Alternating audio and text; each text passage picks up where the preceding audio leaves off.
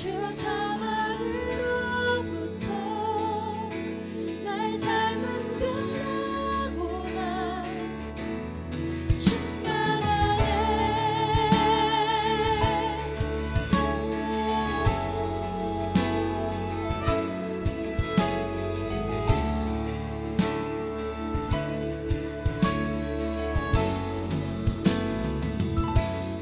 시작됐네. 우리 주님의 능력이 나의 삶을 다스리고 새롭게 하네. 자유하네. 죄와 사망으로부터 나의 삶은 변하구나. 충만하네. 은혜로다. 주의 은혜 한량없는 주의 은혜. 은혜로다. 주의 은혜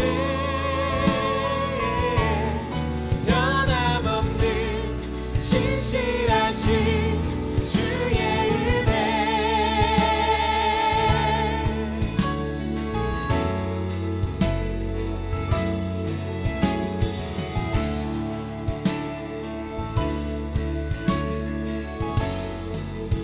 시작됐네. 시작됐네.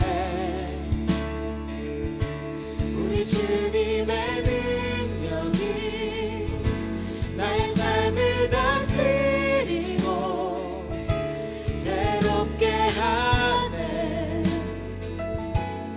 자유하네. 죄와 사망으로부터 나의 삶은 변하구나. 충만하네. 은혜로다. 주의 은혜 한량없는 주의 은혜. 은혜로다. 주의 은혜 변함없는 신실하신 주의 은혜. 다시 한번 우리 주님의 은혜를 고백하며 은혜로다. 은혜로다. 주의 은혜 한량없는 주의 은혜. 은혜로다. 주의 은혜 변함없는 신실하신 주의 은혜.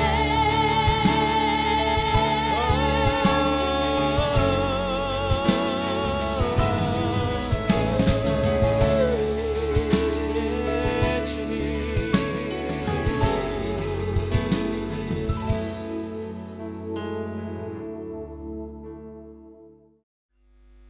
네, 지금부터 금요 기도회를 시작을 하도록 하겠습니다. 다 같이 기도하겠습니다.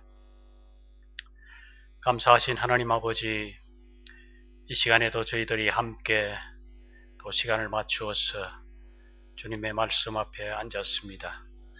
이 시간도 저희들이 말씀을 묵상하고 또 말씀 속에서 기도의 제목을 찾고 또 함께 기도하기를 원합니다. 주의 성령이 우리와 함께 해 주시옵소서. 예수님 이름으로 기도합니다. 아멘. 말씀 보겠습니다. 말씀은 마가복음 3장 보겠습니다. 마가복음 3장 31절에서 35절까지 보도록 하겠습니다. 마가복음 3장 31절에서 35절까지입니다. 제가 읽겠습니다. 그때 예수의 어머니와 동생들이 와서 밖에 서서 사람을 보내어 예수를 부르니 무리가 예수를 둘러 앉았다가 여짜오되 보소서 당신의 어머니와 동생들과 누이들이 밖에서 찾나이다. 대답하시되 누가 내 어머니이며 동생들이냐 하시고 둘러 앉은 자들을 보시며 이르시되 내 어머니와 내 동생들을 보라. 누구든지 하나님의 뜻대로 행하는 자가 내 형제요 자매요 어머니이니라. 아멘.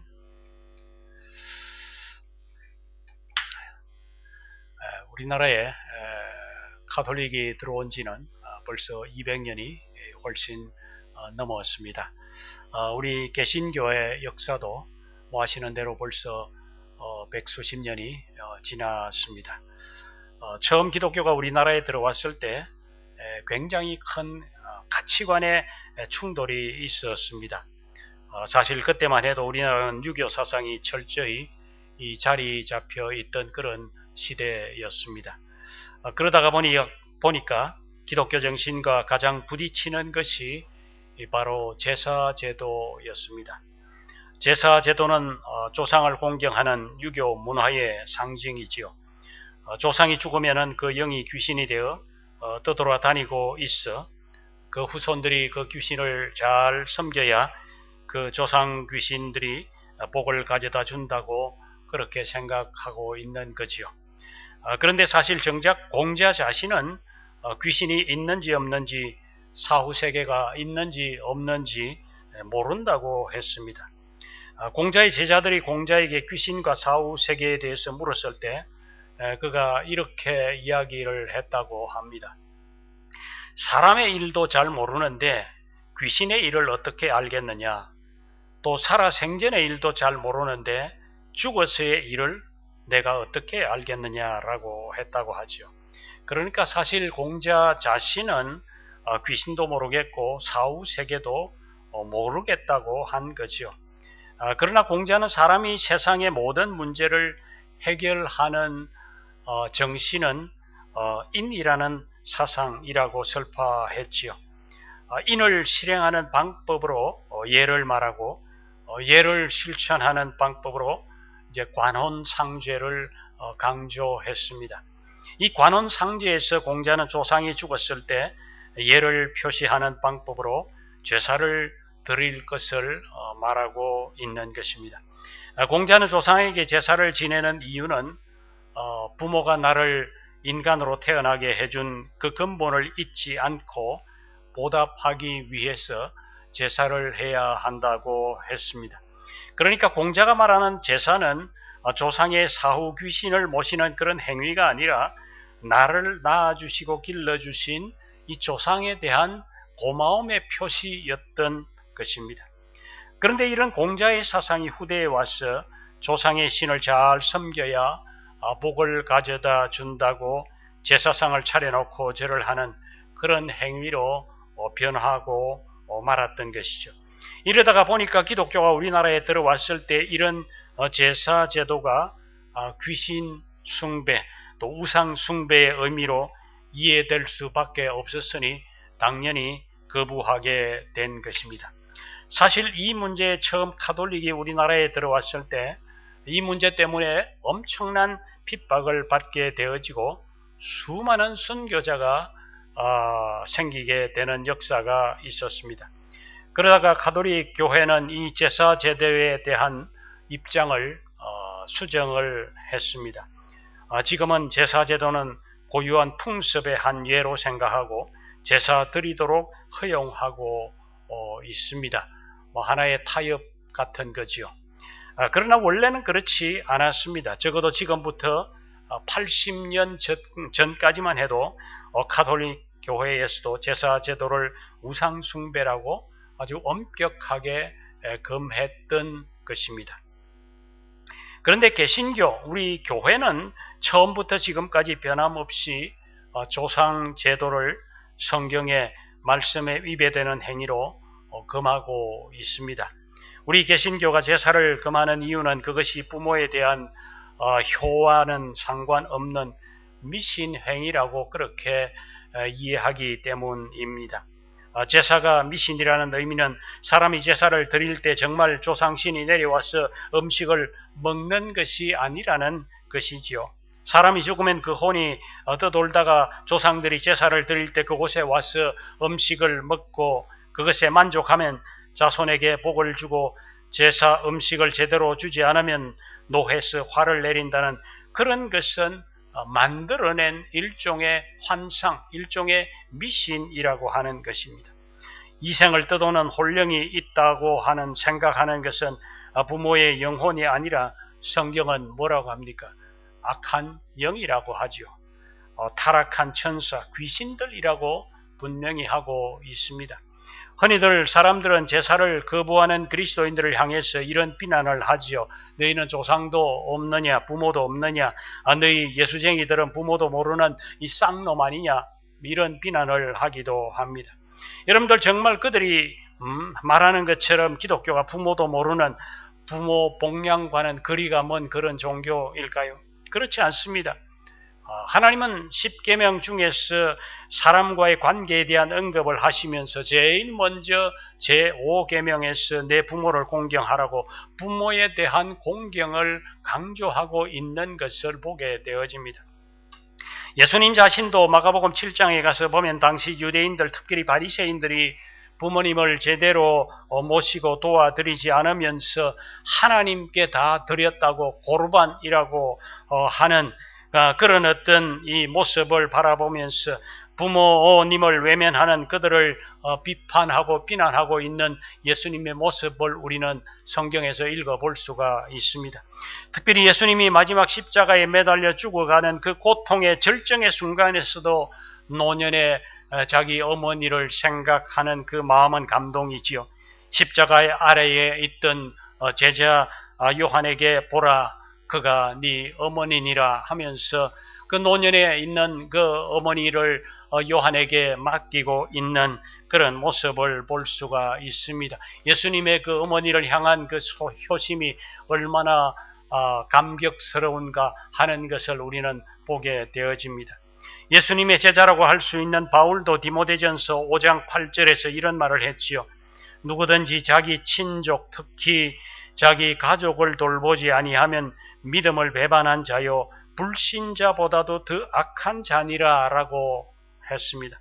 그런데 여러분도 오늘 읽은 말씀을 보면은 좀 의아해지는 그런 대목이 있습니다. 예수님이 마치 가족들을 모른 척하고 있는 그런 인상을 주는 표현이 있기 때문입니다.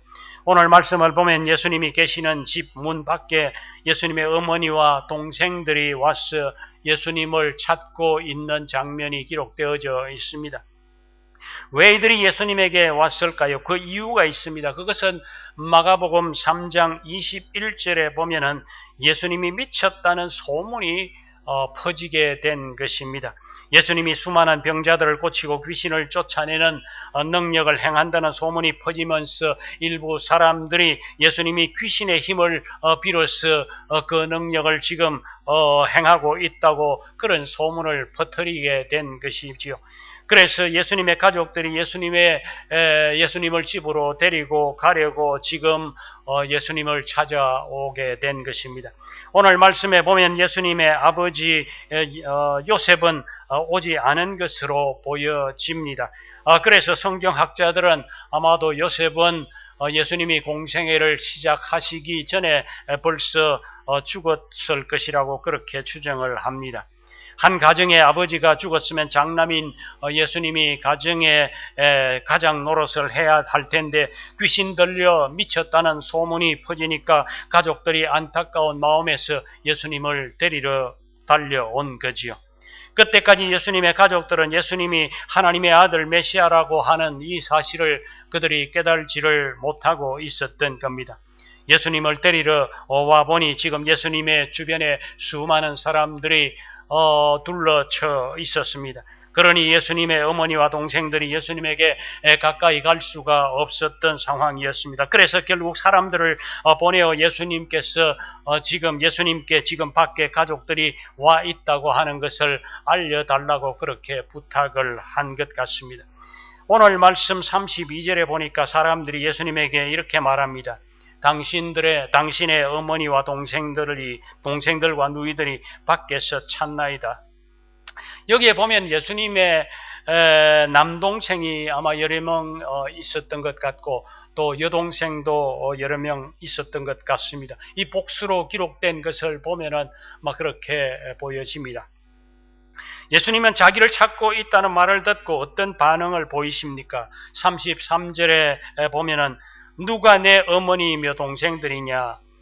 이 예수님의 대답을 들으면 사실 예수님이 이 동생들이 왔다고 하는 얘기를 들었으면 사실 정상적인 반응은 달려가서 어머니와 동생들을 반갑게 맞이하는 것이 사실은 자연스러운 그런 모습이지요.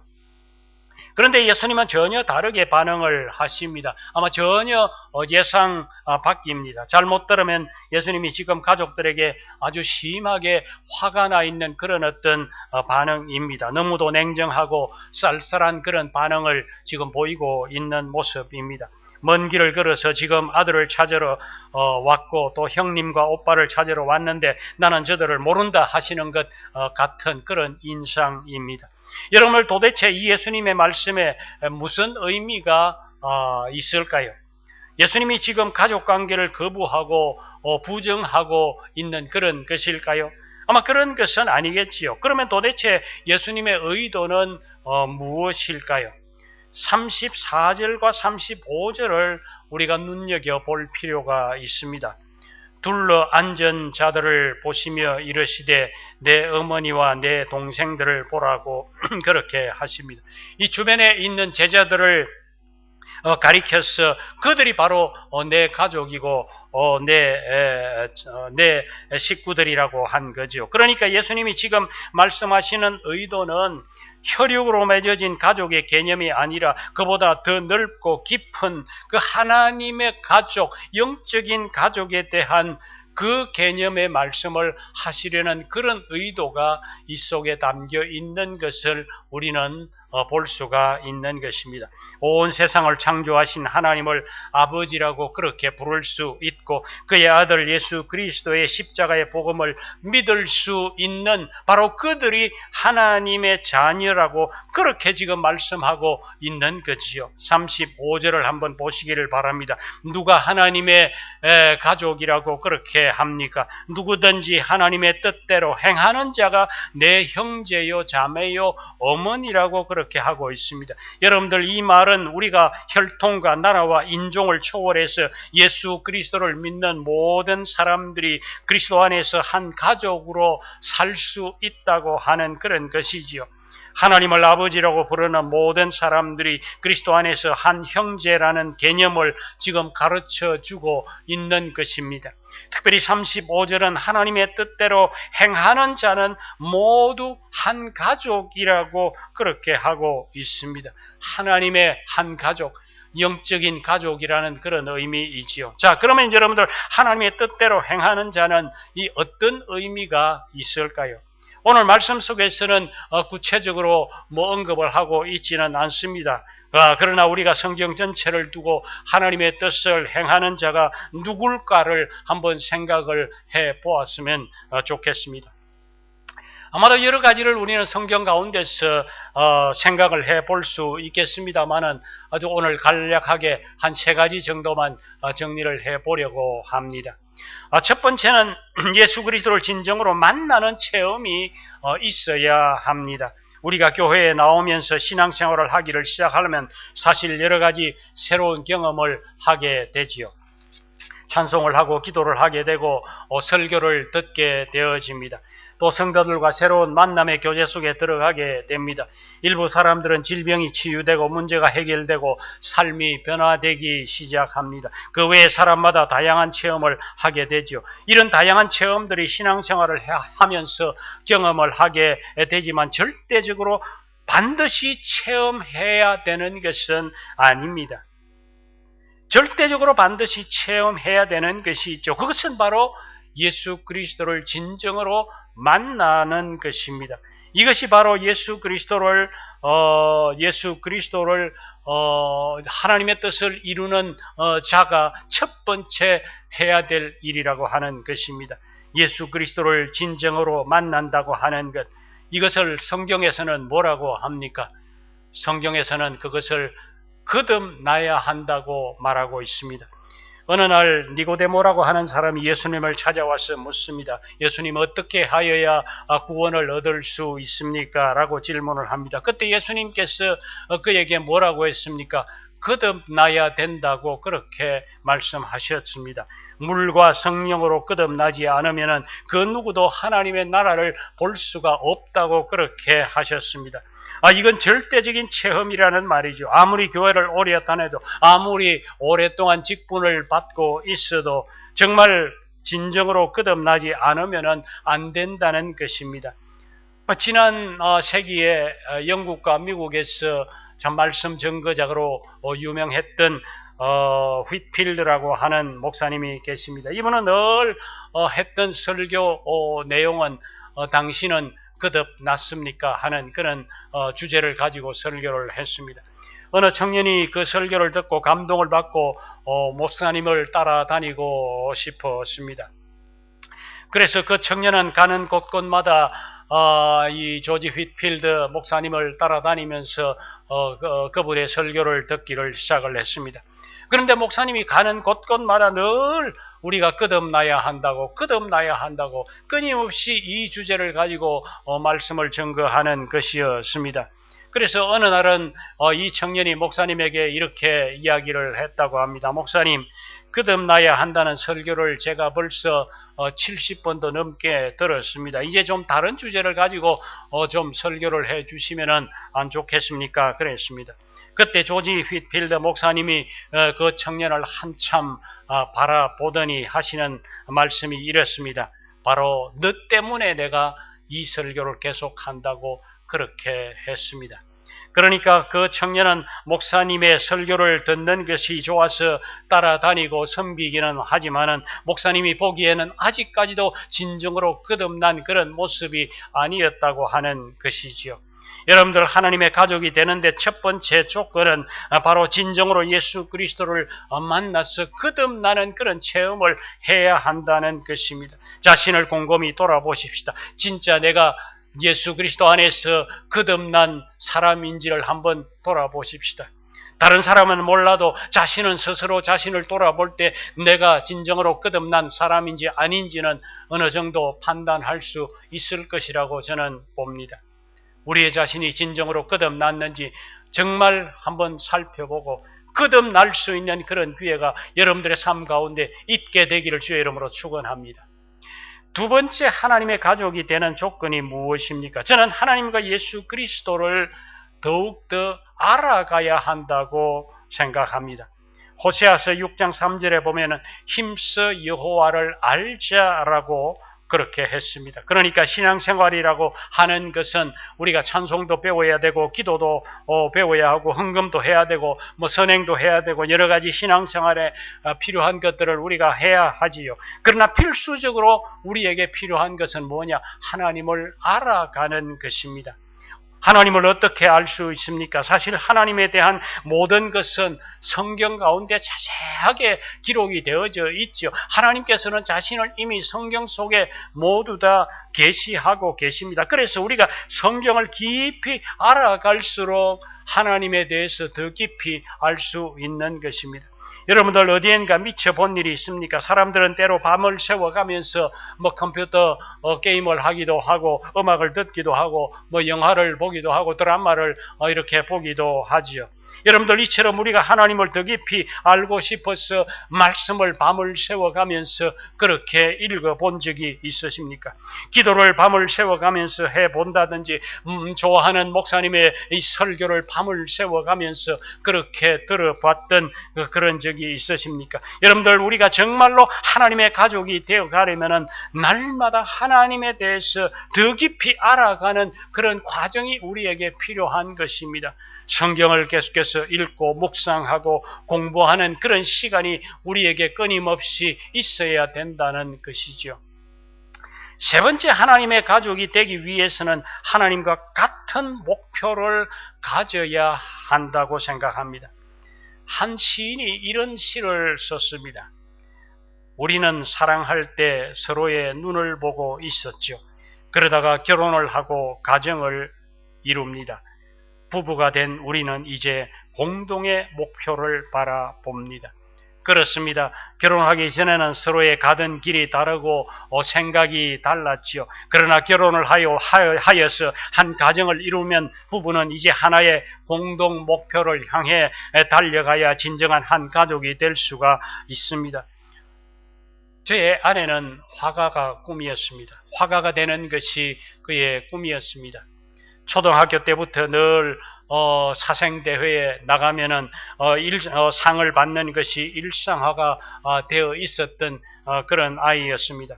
중고등학교 때도 화가가 꿈이어서 화가가 되는 것을 위해서 공부하고 준비했습니다. 대학교와 대학원을 마칠 때까지 화가가 꿈이었습니다.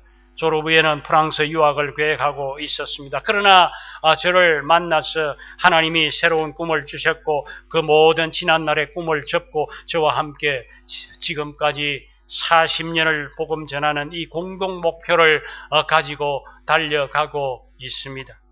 저는 우리 영적인 가족, 하나님의 가족도 마찬가지라고 생각을 합니다. 하나님의 뜻이 무엇인지 그 뜻을 이루어 가야 진정한 하나님의 가족이 될 수가 있다는 것입니다. 우리가 예수를 믿기 전에는 우리 나름대로의 가졌던 꿈이 있지요. 우리 나름대로 내가 이런 인생의 목표를 가지고 달려가야 되겠다고 그렇게 생각한 것이 다 있습니다. 그러나 우리가 하나님의 자녀가 되고 하나님의 영적인 그런 가족이 되었다면은 하나님이 가지고 있는 그 꿈이 무엇인지, 하나님이 지금 가지고 계시는 그 뜻이 무엇인지 그것을 우리의 꿈으로 생각하고 그렇게 달려가는 것입니다. 하나님이 왜 이 세상을 만드시고 왜 나를 세상에 보내시고 왜 나를 하나님의 가족으로 불러주셨는지 깨달아 그 뜻을 이루면서 살아가는 그런 어떤 영적인 목표가 우리 가운데 이제는 생겨져야 한다는 것입니다. 결론의 말씀입니다. 예수님이 이 땅에 오셔서 12제자를 부르시고 나서 우리는 하나님의 가족이라고, 진정한 하나님의 가족이라는 말씀을 하신 이유가 여러분들 무엇일까요? 그것은 바로 하나님의 가족으로서 하나님의 뜻을 이루는 공동의 목표가 있다는 것을 말씀하시고 싶었던 것이죠. 예수님의 제자들도 나름대로 예수님의 제자가 되기 이전에는 그들 나름대로의 꿈이 있었겠지요. 갈릴리 바닷가에서 고기를 잡아서 거부가 되어 보겠다는 그런 꿈이 있을 수도 있죠. 또 세리마태 같은 경우에는 이 세리로서 정말 성공하는 자리에 이르는 그런 이 목표가 있었겠지요. 그런데 이제는 하나님의 가족이 되었으면 하나님이 생각하시는 그 뜻이 무엇인지 그것을 이루어가는 이것이 우리의 꿈이 되고 목표가 되어야 된다고 하는 것입니다. 하나님의 뜻을 이루어가는 것이 그리스도인이 가져야 될 최고의 가치라는 거지요. 빌립보서 2장 13절에는 이런 말씀이 있습니다. 너희 안에서 행하시는 이는 하나님이시니 자기의 기쁘신 뜻을 위하여 너희에게 소원을 두고 행하게 하신다 하십니다. 여러분, 하나님의 가장 기뻐하시는 뜻이 무엇일까요?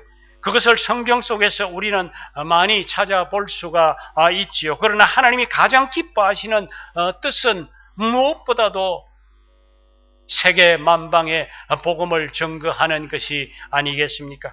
가장 가까운 가족과 이웃에서부터 시작해서 땅끝까지 복음을 전거하는 이것이 하나님이 우리를 향해서 기대하시는 하나님 당신의 가장 깊으신 뜻이 아니겠느냐는 것입니다. 물론 주변에 고통받고 상처받은 사람들을 치유하고 회복시키기 위해서 섬기는 것도 하나님의 뜻이고, 내가 하나님을 닮은 온전한 사람으로서 변해서 하나님의 자녀다운 거룩한 삶의 모습으로 살아가는 것도 하나님의 뜻이고, 주변에 낙심한 영혼들을 위로하고 돕는 것도 하나님의 뜻이지요. 그 외에 하나님이 기뻐하시는 뜻은 우리가 성경 가운데서 참으로 많이 찾아볼 수가 있습니다. 그러나 하나님이 가장 기뻐하시는 뜻은 땅끝까지 복음을 전거하는 바로 그것이라고 하는 이 사실을 우리는 다시 한 번 더 기억해야만 하는 것입니다. 우리의 자신이 바로 그런 모습으로 살아가야 하고, 또 우리의 교회가 지향해야 될 그 목표가 바로 이 목표를 향해서 달려가야 된다고 하는 이 사실을 우리는 다시 한 번 더 인식하고, 정말 우리가 각자 사업을 하고 직장을 가지고 또 다른 어떤 이 내 나름대로의 사업과 직장 속에서 또 목표가 있고 생각이 있지만은, 그러나 우리의 인생의 궁극적인 삶의 목표는 바로 땅끝까지 복음 전거하는 이 일에 우리의 모습이 헌신되어지는 이것이 바로 하나님의 뜻이라고 하는 이 사실을 우리가 기억하고, 오늘도 그 뜻을 향해서 달려가는 그런 삶이 우리 모두에게 있게 되기를 주의 이름으로 축원합니다. 우리 함께 기도하겠습니다. 몇 가지 기도 제목을 가지고 우리가 함께 기도할 텐데요. 먼저 첫 번째는 먼저 말씀을 묵상하면서 그렇게 기도하겠습니다.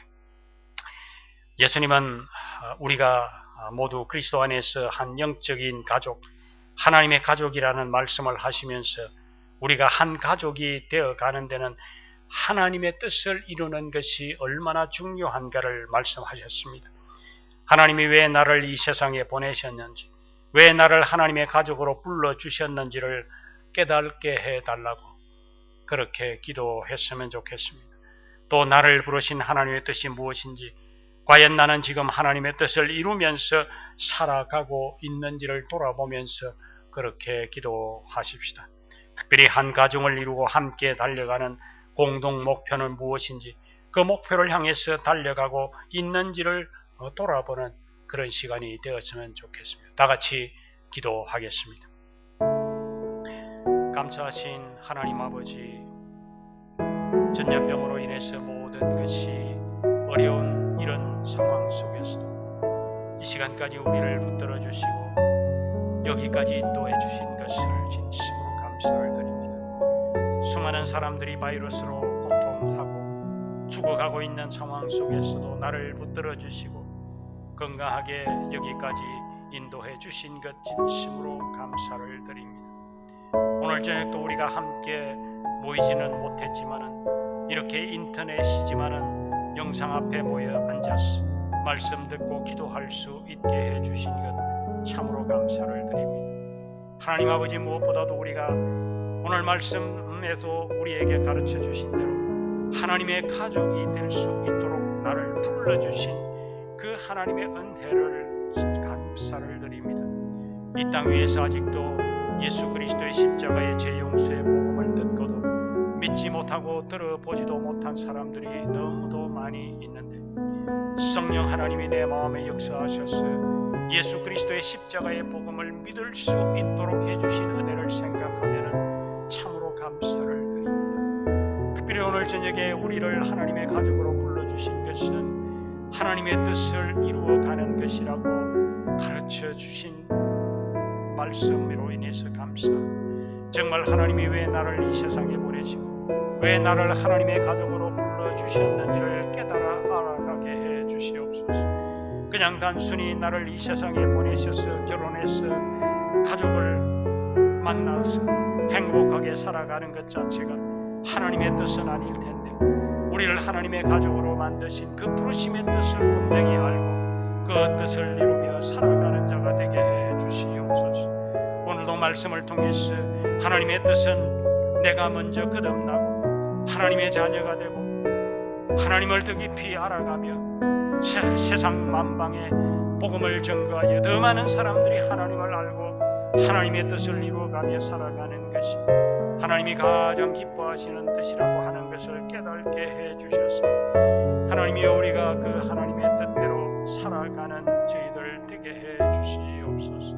더욱이 우리로 한 가정을 이루고 한 목표를 향해 달려가는 가정을 이루어 주셔서 우리가 정말 우리의 가정을 바로 세우면서 하나님의 뜻을 이루어가는 그런 가정으로 삼아 주시옵소서. 그래서 우리의 가정을 통해서 하나님께 영광을 돌려드리는 그런 모습의 가정들 다 되게 해 주시옵소서. 예수님 이름으로 기도합니다. 아멘.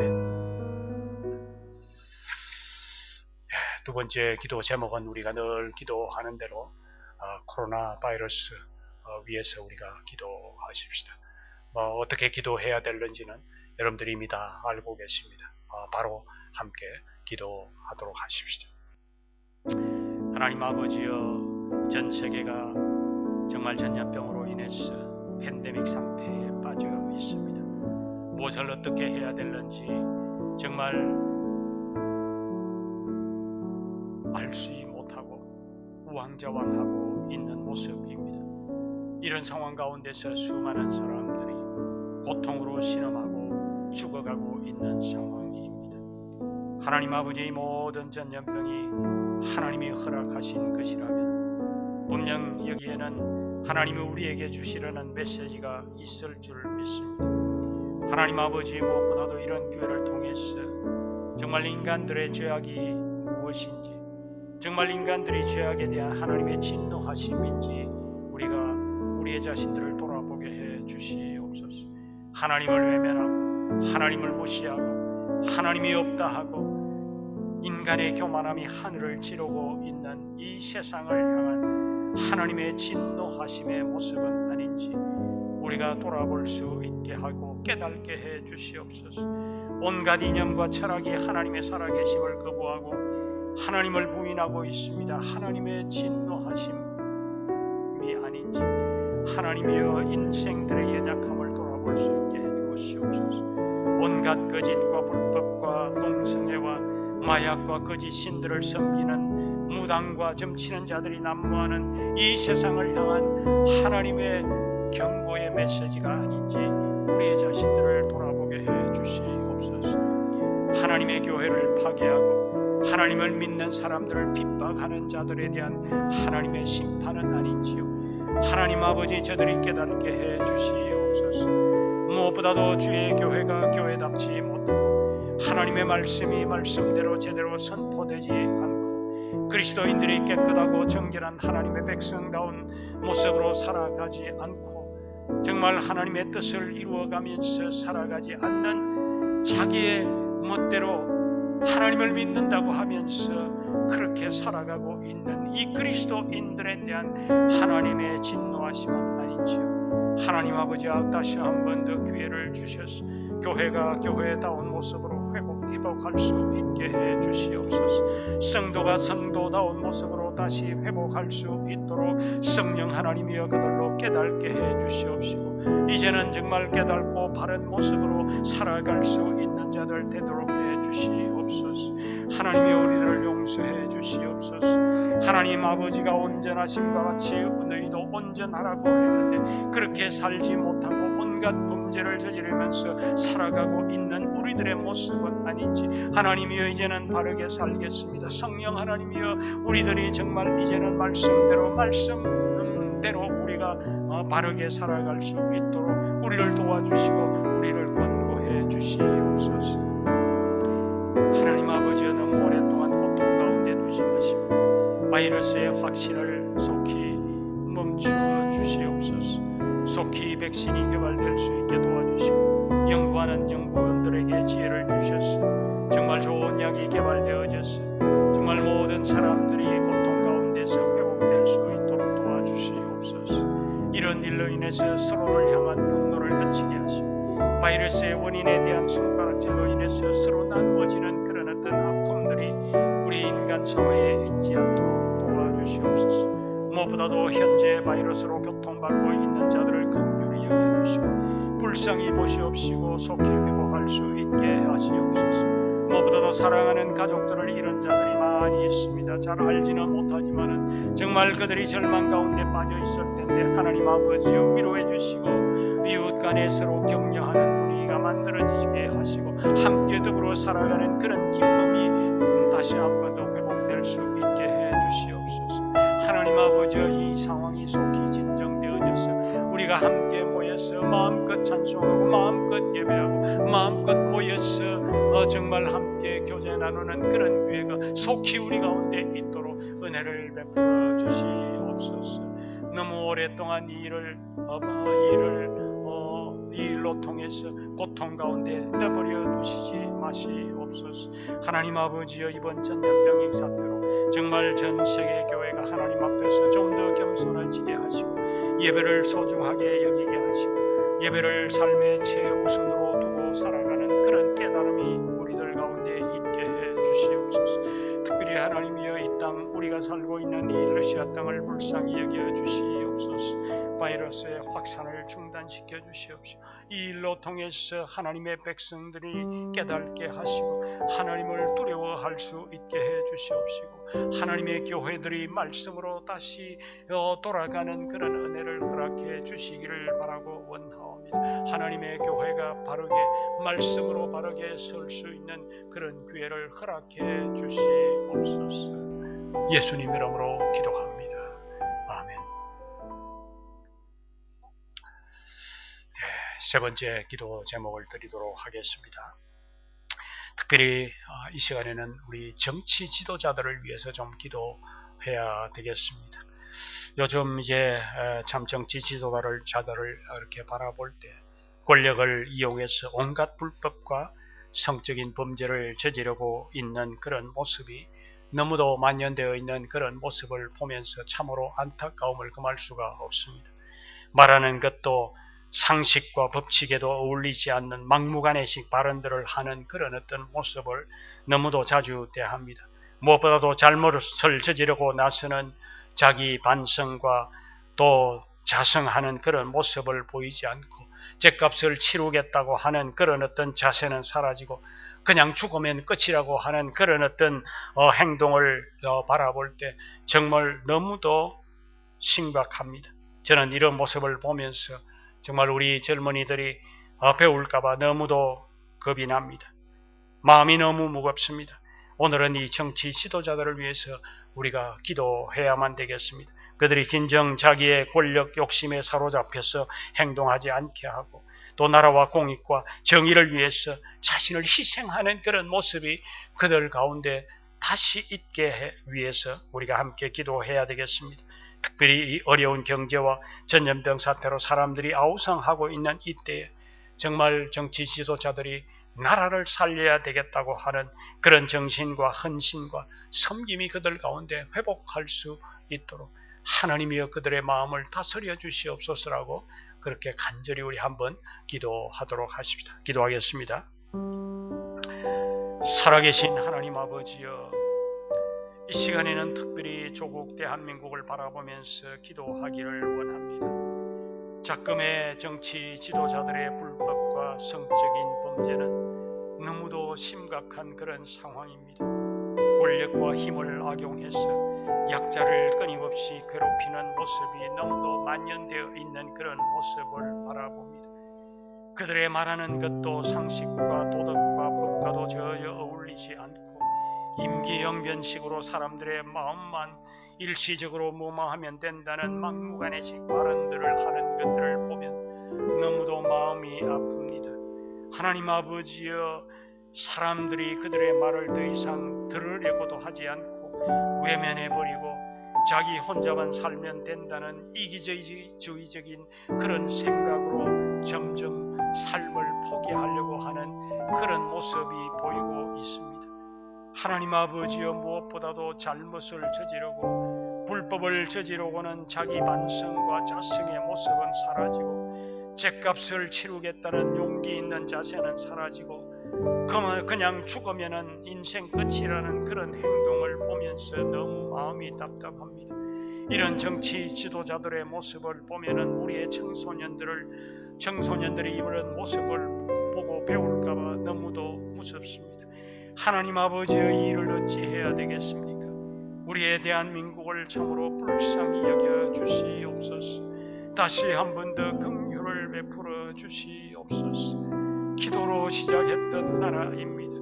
하나님 아버지여, 이런 나라가 70년의 시간을 보내면서 너무도 많이 변했습니다. 진정 그들이 자기 권력 욕심에 사로잡혀서 행동하지 않고 나라와 공익과 정의를 위해서 자신을 희생하는 모습이 그들 가운데 일어나게 해 주시옵소서.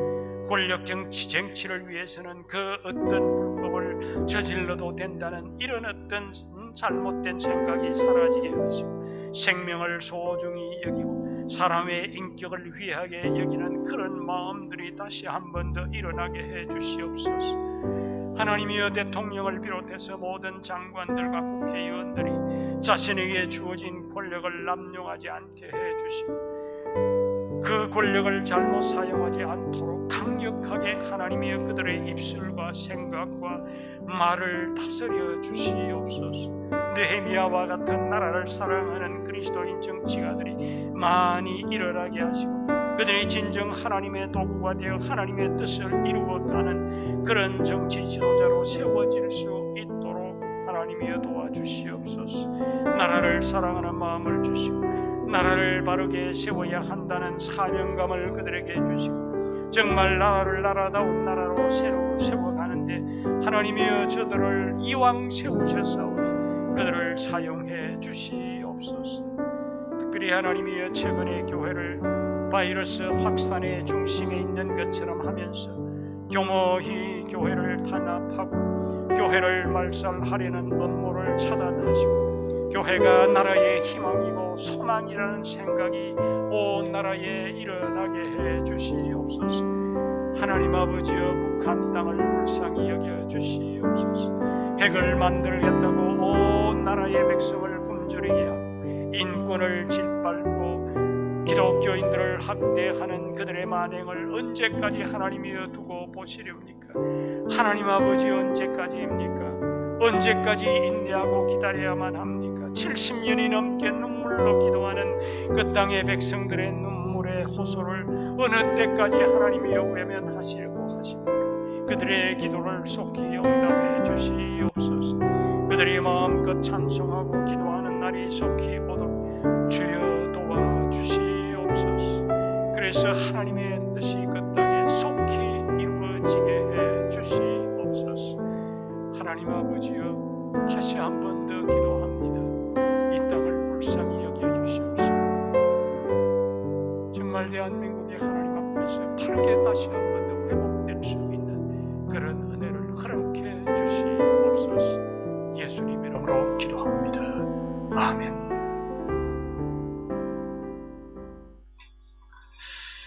자유롭게 기도하고 자연스럽게 마치도록 그렇게 하겠습니다.